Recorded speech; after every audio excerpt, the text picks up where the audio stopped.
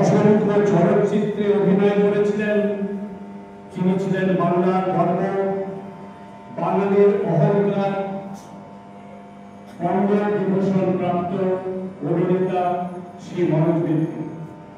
৮৬ বছর বয়সে তিনি ইহলোক ত্যাগ করে পরলোকে গমন করেছেন। এই বিরল ব্যক্তিত্বের অধিকারী এই অভিনেতার আত্মার প্রতি শান্তি কামনায় আমরা ১ মিনিটে নীরবতা পালন করব।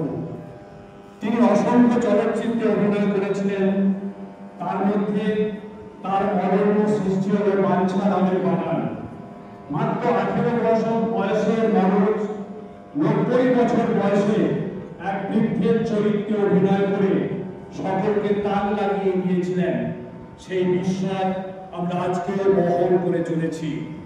সুতরাং এই প্রসঙ্গে বলে রাখি, আমি যে গানটি দিয়ে শুরু করলাম এটি মনোজ মিত্রের লেখা এবং তার বিখ্যাত নাটক নরক গুঞ্জনে এই গানটি ব্যবহার করা হয়েছিল। এই প্রসঙ্গে বলে রাখি, তিনি একদিকে যেমন নাটক রচনা করেছিলেন, একদিকে যেমন অভিনয় করেছিলেন, অন্যদিকে তিনি অধ্যাপনার কাজও করেছেন। তিনি রবীন্দ্রভারতী বিশ্ববিদ্যালয়ের অধ্যাপক ছিলেন। এখন এই বিরল ব্যক্তিত্বের আত্মার প্রতি শান্তি কামনায় আমরা ১ মিনিটে নীরবতা পালন করব।